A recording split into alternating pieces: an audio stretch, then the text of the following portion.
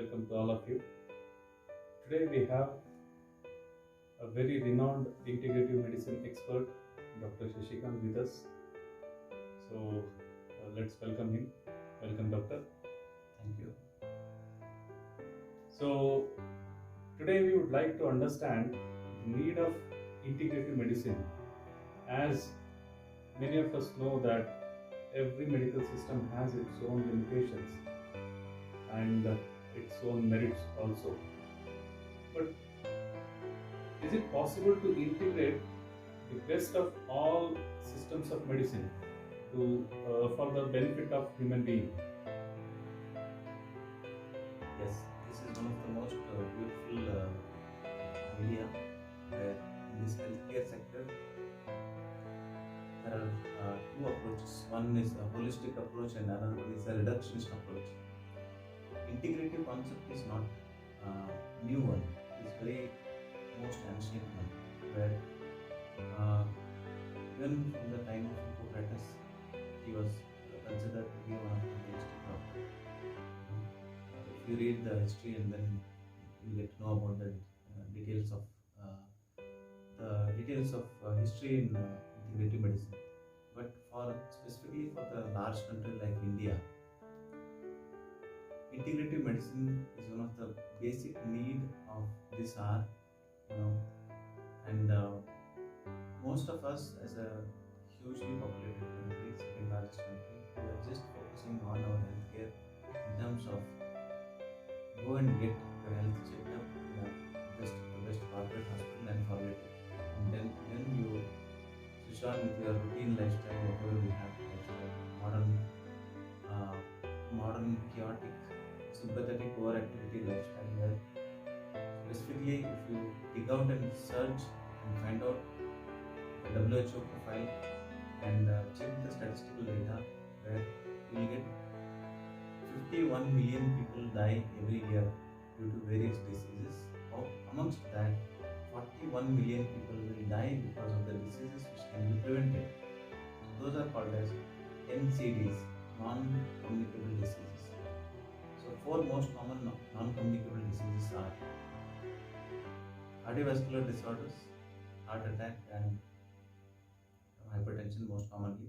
Second one is cancer. Third one is chronic obstructive pulmonary disease, COPD. Fourth one is diabetes. So when you see the hierarchy of these diseases, most of the diseases can be preventable. And when you see another significant statistical data from the West, amongst 39 to 42% of normal people who used to go to a medical doctor, conventional medical doctor or a family doctor are turning towards one or other form of integrative medicine or complementary and alternative medicine, CAM, which is in the West it is called as CAM. In 1970s it used to be called as holistic medicine. In 1980s it used to be called as complementary and alternative medicine. In 1990s onwards it is called as an integrative medicine. And lately, we should call it as health-focused, patient-centered medicine. Where we need to understand one thing, that there are three people involved in this healthcare. First one is a healthcare provider. Second one is a patient, receiver. Third one is the industry which will provide that. So, as a patient, he or she knows the demanding. They demand the health needs what they want without the knowledge of what they need. So, and the provider will only provide what the patient needs. They'll provide. They'll not provide what patient exactly needs. So there is a difficulty in understanding the patient-centric approach. And there is an industry where in industry will usually focuses on what commerce demands.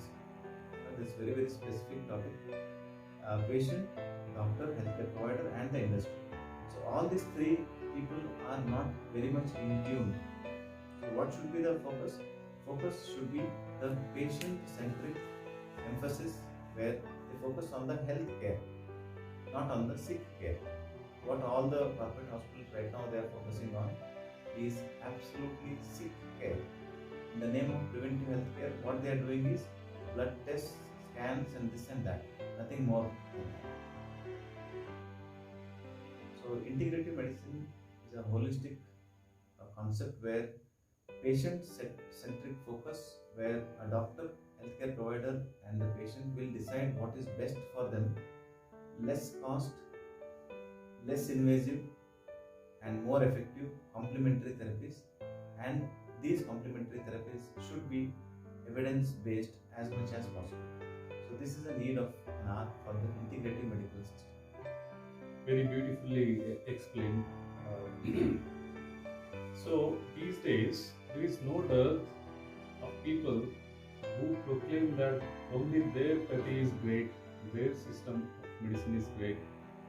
So bringing all these different minds together sometimes looks like a dream. What do you think, doctor? How do we go forward to bring all these people together?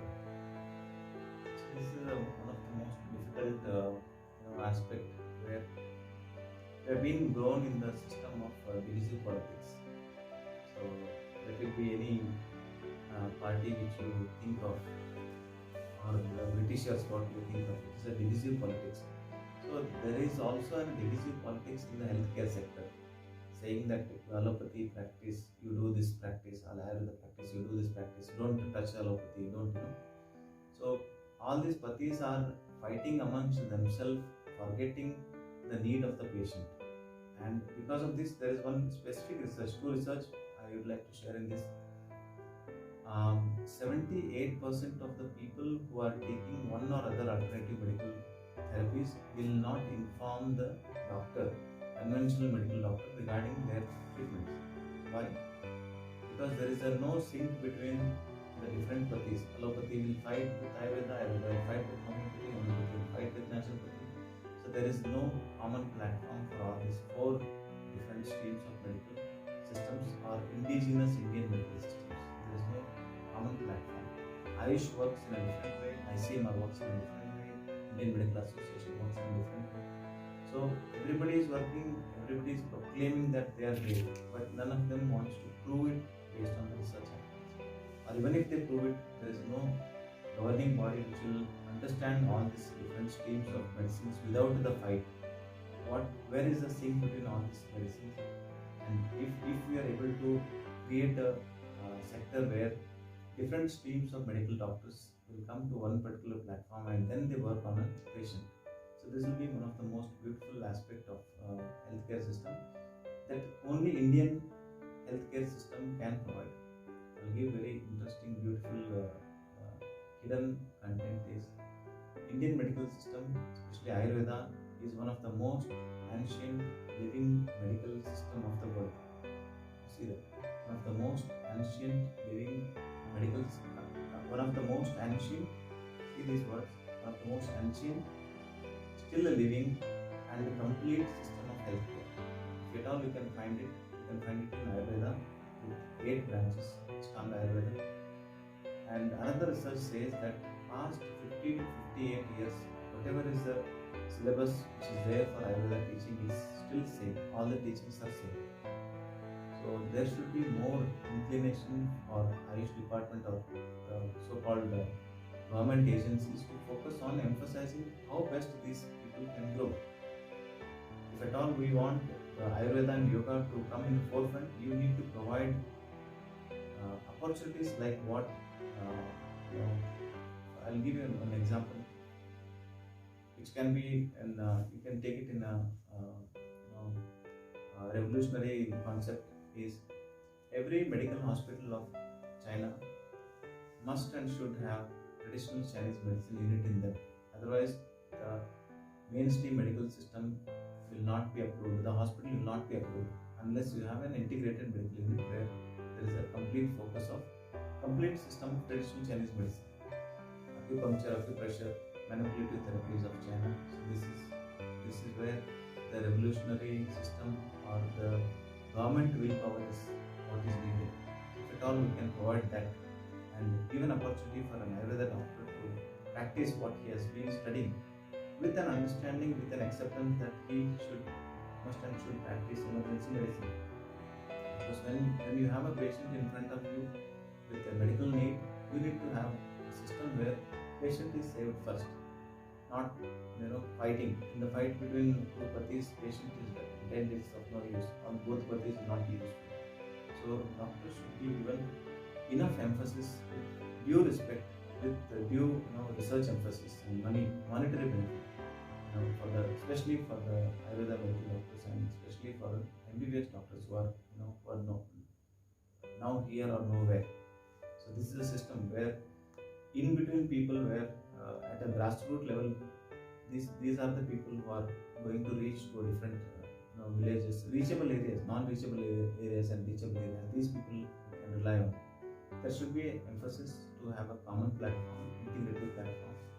This is where different streams of doctors should work and think, and political willpower should emphasis and make it mandatory recommendations where integrative medicine should be a mainstream concept. Very beautifully explained, Dr. Shashikant.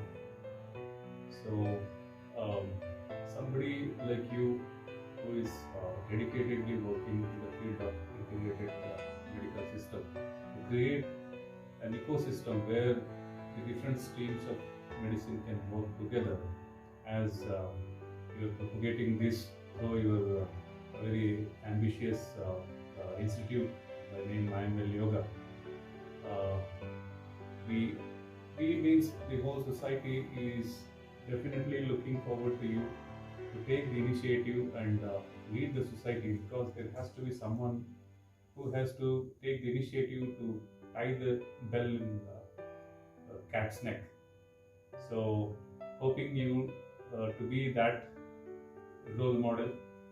Looking forward for still more great work for the well-being of society. So, thank you for you and thank you for Ayurveda Yoga Institution for giving a new perspective for Indian medical system. If all the doctors of different streams work with this vision and mission, we may expect a very good healthcare system for the future of India. Thank you, Doctor. Thank you once again.